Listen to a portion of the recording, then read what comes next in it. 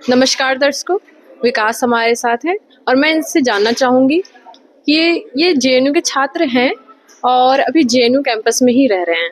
तो मेरा जानना ये है, मैं ये जानना और समझना चाहूँगी कि जेएनयू हमेशा विवादों से घिरा हुआ रहता है, तो ऐसा क्यों है? मेरा जो आपने प्रश्न पूछा कि जेएनयू विवादों से घिरा रहता है, बेसिकली आपको इसका उत्तर जो मिलेगा थोड़ा मैं एकेडमिकली देना चाहूँगा, क्योंकि जेएनयू एक विश्वविद्यालय के तौर पर बहुत ही विख्यात है। सबसे पहली चीज़ विवाद जेएनयू के साथ यह लगता है कि जेएनयू में पढ़ने वाले छात्र जो हैं, जो 2-3 विवादों पे अगर मैं गौर करूँ तो काफ़ी उम्र तक यहाँ पर पढ़ते रहते हैं, पहली चीज़। दूसरी बात यह है कि जेएनयू में देशद्रोही गतिविधियाँ होती रहती हैं। तीसरी बात वो भी काफ़ी मुख्य है, जेएनयू की महिलाओं के बारे में एक कॉमन परसेप्शन बना दिया गया है कि जेएनयू की महिलाएं ऐसी होती हैं वैसी होती हैं। आप समझ सकते हैं कि मैं क्या कहना चाह रहा हूँ। तो इन 3 बातों पर मैं बात करना चाहूँगा। पहला जो मैंने बताया कि देशद्रोह सरीखे जो आरोप हैं, वो आरोप राजनीति से प्रेरित हैं। आप देखिएगा कि किन पर आरोप लगा है और जिन पर आरोप लगा है उनकी अगर रिलीजियस पहचान आप देखिएगा तो आपको पता लग जाएगा कि आरोप लगाने वाले कौन हैं और कैसे उन पे आरोप सिद्ध किया जा रहा है। तो पहला तो ये है विवाद का कारण कि जेएनयू को राजनीति के तौर पर यूज किया जाता है। और दूसरी बात, बच्चे कहाँ ऐसे होते हैं जो सवाल नहीं पूछेंगे। सवाल पूछना तो वाजिब है। तो दिक्कत ये है कि यहाँ के बच्चे सवाल पूछते हैं। सवाल किनसे पूछते हैं? शासन तंत्र से पूछते हैं। उस शासन तंत्र से पूछते हैं जिनके खुद के बेटे बेटी आप देखिएगा विदेशों में पढ़ते हैं, वो अपने बेटे बेटी को यहाँ नहीं पढ़ा रहे हैं। आप देखिए जो पॉलिटिकल पर्सन है उनके बेटे बेटी कहाँ पढ़ रहे हैं।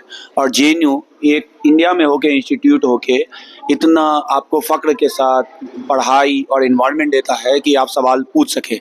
तो दिक्कत उन सवालों से है, दिक्कत इन बातों से नहीं है कि जेएनयू के बच्चे सवाल पूछ रहे हैं। दिक्कत ये है कि कहीं के भी बच्चे हो सवाल नहीं पूछना चाहिए।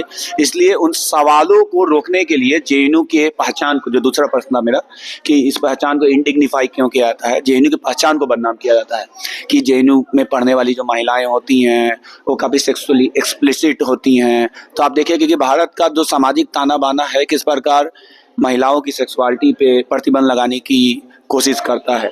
हरियाणा देख लीजिए या राजस्थान देख लीजिए, हाल फिलहाल तक घटनाएं वहाँ पर इस प्रकार की होती थी कि लगभग आज से 30-35 साल पहले का बात है कि सती प्रथा का घटना हुआ था राजस्थान में।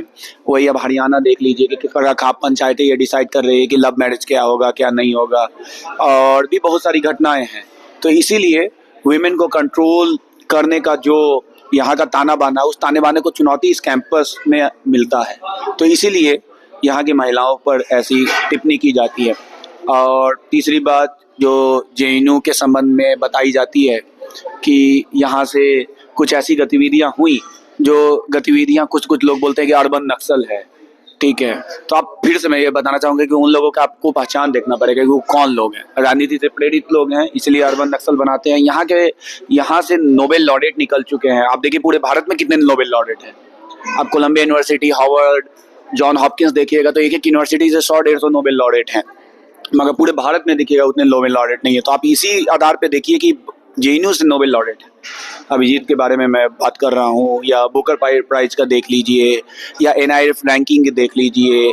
यहाँ के बच्चों से आप मिलिएगा तो यहाँ के बच्चों में वो अंडरस्टैंडिंग दिखेगी आपको कि सारी चीज़ों के बारे में वो अवगत हैं।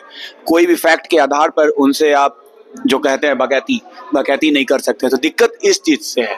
दिक्कत जो शोषण का ताना बाना बना के रखा जाता है, असल मुद्दे हैं हेल्थ का मुद्दा, रोड का मुद्दा, सफाई का मुद्दा, रोजगार का मुद्दा। इन सब चीज़ों से भटकाने के लिए और इन सब प्रश्नों को ना पूछने देने के लिए जेएनयू पर आरोप लगाया जाता है। आपकी क्या राय है? हमें ज़रूर कमेंट करके बताएं। धन्यवाद।